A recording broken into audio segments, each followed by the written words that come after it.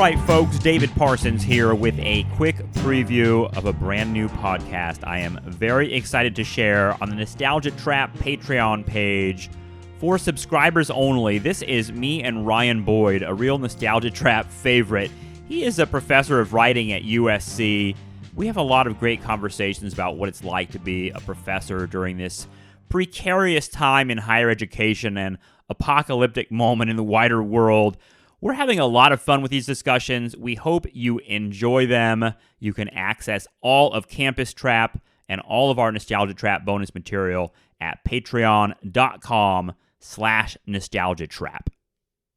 For better or worse, it's one of the, can be annoying things too, but I think it's part of what we're talking about here is I'm glad you brought that up, because it's sort of like the humanities and STEM, and it's sort of like how those two things got like pitted against each other in this new neoliberal university, where it's like STEM became associated with like that's the area where you go if you want jobs. I feel like STEM got associated with the neoliberal impulse of the university, which is unfortunate for STEM. The other part of it, though, is that STEM sort of over, like in budgets and everything else, and in people's minds of what the value of college is, sort of overshadowed the humanities and made the humanities look like the butt of jokes. I mean, even our illustrious president Barack Obama, the neoliberal king, this guy, at some point he was like, look, we don't need to necessarily have so many art history majors. We don't need to major in philosophy and stupid shit like that. And you're like, wait a second. Hold on, Barack Obama. I think you're a writer, man. Come on, don't do that. He had to have an apology tour. Actually, I think he did go to like an art history department and say like, "I'm sorry. Here's a little bit of publicity your way." But still, he reflects, I think, a pretty dominant attitude.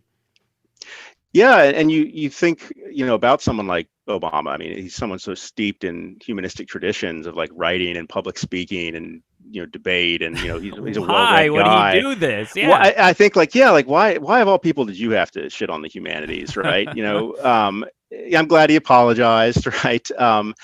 But yeah, I mean, a lot of this idea of like STEM being the way to go, I mean, has its roots in the Cold War and like defense industry research money pouring into universities from like the 50s onward. But I feel like that's gotten more intense, and to the point where it's like, why do we even need the humanities? Not like they can exist, as a sideline, but like, no, we need to cut the women's studies department's budget, right? It's a threat somehow to the giant lab that geophysics has.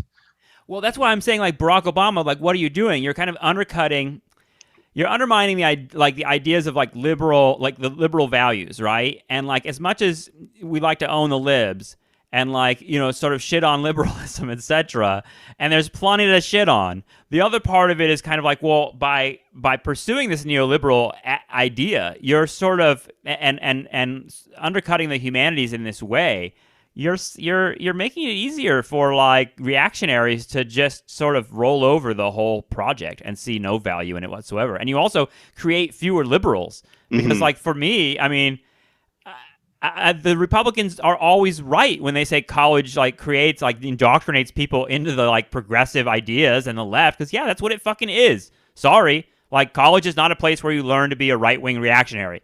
College is a place where you learn progressive liberal values, especially in the humanities. And so the more we divorce that from like the college experience at all, the more we like play into the right and the right's like sort of dominance in the culture, etc. To me. Yeah, I mean, part of what's so frustrating about, the Democrats not getting, free college through as part of some legislation is that, the first lady's a college professor, right? She's a community college professor, and it doesn't seem to have like had any effect on, how policy's pursued in terms of higher ed. You're talking about Joe Biden, right? Yeah, Joe Biden's a professor, right? Yeah. And it's I wonder, like, okay, Obama made fun of the humanities, but like, does it even matter? Has that battle been lost anyway? And and in my more pessimistic moods, I think like, yeah, like STEM, whatever that means, and it's not pure science.